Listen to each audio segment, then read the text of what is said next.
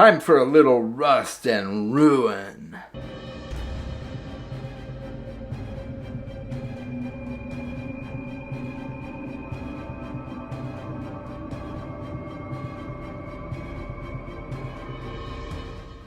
Hey, but dragons, welcome back to my channel. I'm glad you could be here.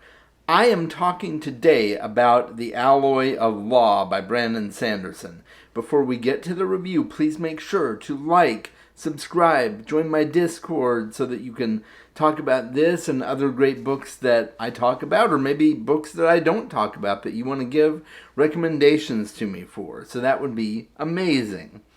And let's get right to this review. I've got a lot of things to say. I recently finished reading Alloy of Law, and I have to tell you a little bit about my history with Mistborn Era 2. I've been on the fence with this series for a while. I enjoyed Mistborn Era 1. It had a lot of flaws for me, but overall it was quite enjoyable. And I've heard a lot of mixed reviews about Mistborn Era 2. I've heard you either love it or you don't love it. It's kind of those two extremes.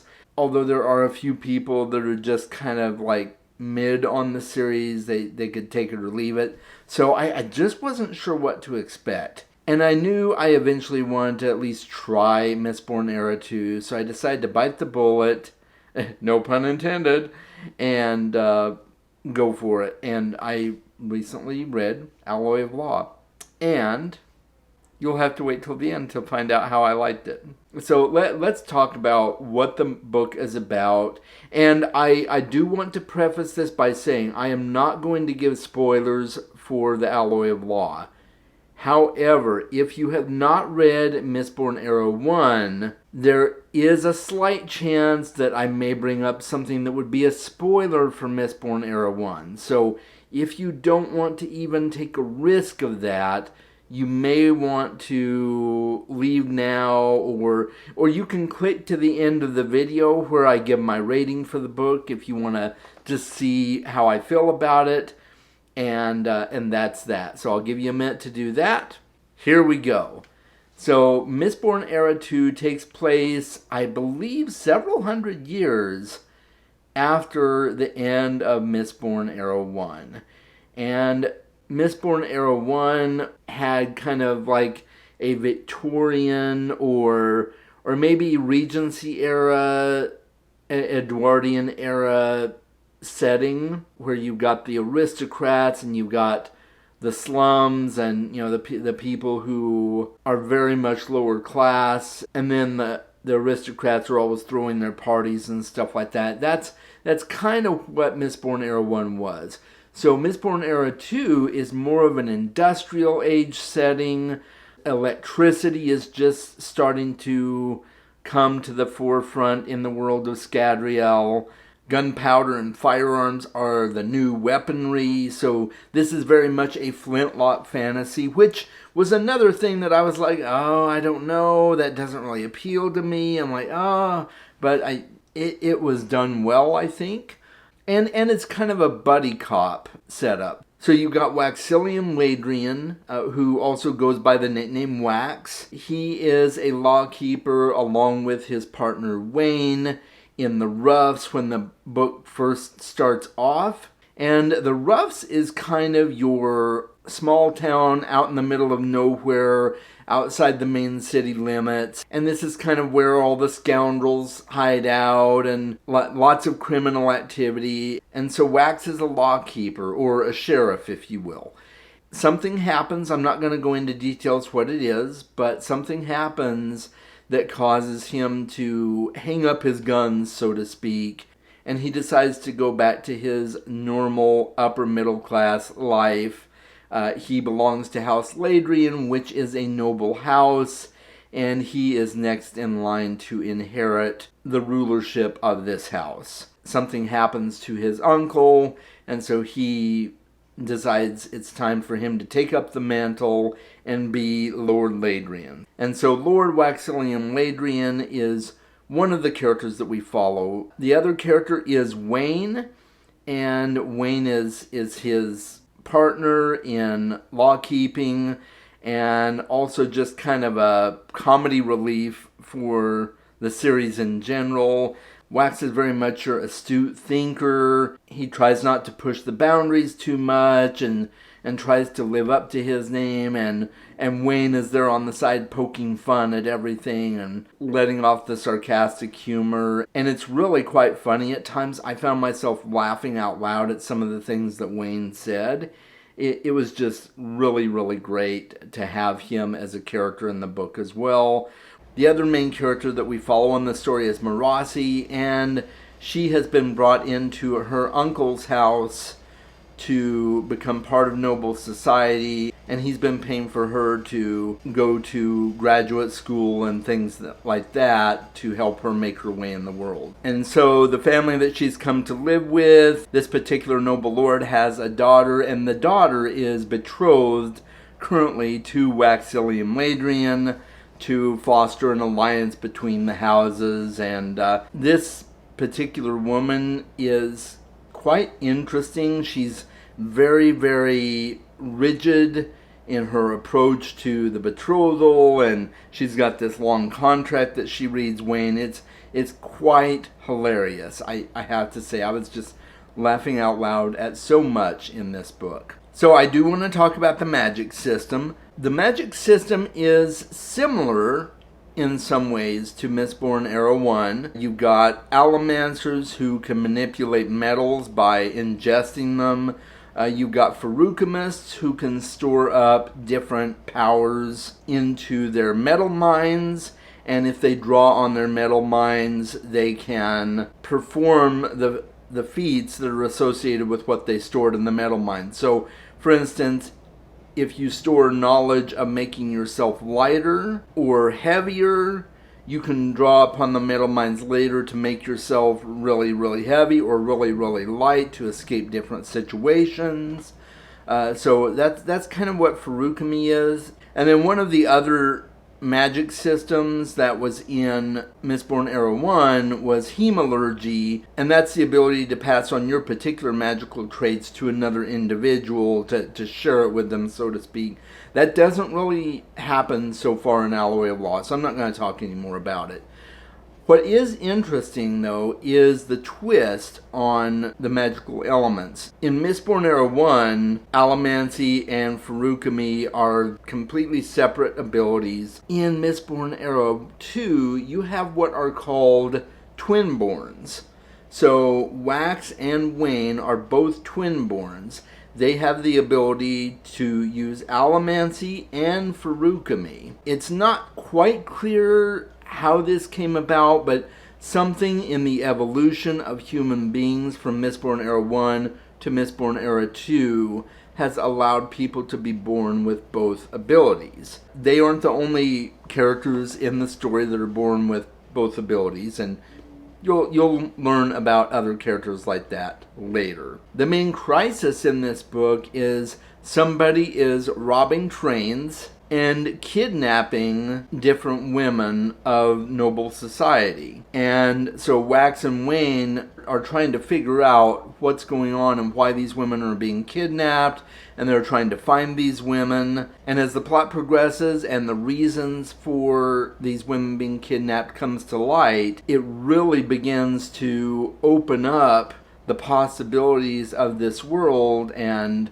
not only for the magic system, but for the stakes as well. The stakes are going to get so much higher in the later books, I'm sure, than they are in Alloy of Law, because Alloy of Law is still very much just building the world, showing you what it's like, helping to explain it to you. So if you're familiar with Mistborn Era 1, you're already going to kind of know the world, but not exactly.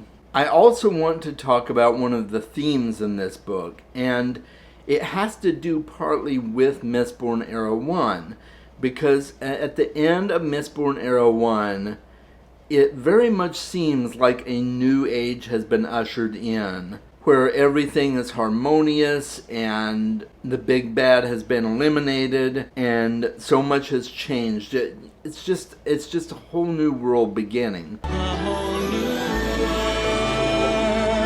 But now, several hundred years later, we see that humanity really hasn't changed. The world has changed a little bit, but you still have to deal with humans being humans. Humans are complex creatures, and you're never going to eradicate some of the evils of humanity no matter what happens. And so that I see that as a big theme that kind of runs throughout this series, is there's always going to be these darker sides of the people in these worlds. But the goal is to really keep the evil at bay and save as many people as you can and make a difference in the world. And I really love that about this series. I think it's really good. I think that approach in this story is really well done and really well fleshed out. So let's talk pros and cons. One of the things I really liked is the change in the magic system. It feels very similar, but also very different from Mistborn Era 1. You know, it's one thing to take what you did in the first series and just continue it on the same way, just with different characters in another series. But it's a whole other thing to start with what you had in the first series and to evolve it and change it over time so that it becomes something slightly different. And that's what Brandon Sanderson has done here, and I think that is really done well. I really think the idea of Twinborns is kind of a cool concept, and I'm loving what I'm seeing so far. The humor is really, really good in this book. In fact, it's a really, really lighthearted book. Even though there's bad things that happen, there is drama, there's high stakes, there's a lot of tension. The tension is oftentimes broken by the lighthearted humor in the book. And I've heard a lot of people complain about the humor that Brandon uses in this book, and I liked it. I thought the humor came off really well. It instantly made me laugh so many times. I guess it's just my type of humor. So the lightheartedness and the humor really, really worked for me. And I like the setting. I'm not usually a Western kind of guy, but this isn't completely a Western setting. It is flintlock. There are firearms like 6-shooters and things like that, but it's not your typical Western setting either. So I thought it was really quite unique and well done, and it really clicked with me. Now let's talk about the cons. One thing that I think would have helped me a lot is to understand the magic systems better, specifically for Rukami and Allomancy, to really figure out how they worked together. There are a lot of different types of alloys and combinations, a lot of new abilities that were not really around before in Mistborn Era 1 that I didn't really feel like I got a great understanding of. But I was kind of that way in Mistborn too. I got kind of confused with the magic system because there was so much to it, so many different types of metals and their different effects, and it kind of got overwhelming a little bit. I felt the same way in Alloy of Law. Maybe that will be developed over time, and there is a section of Ars Arcana at the end of the book that kind of goes into all the details.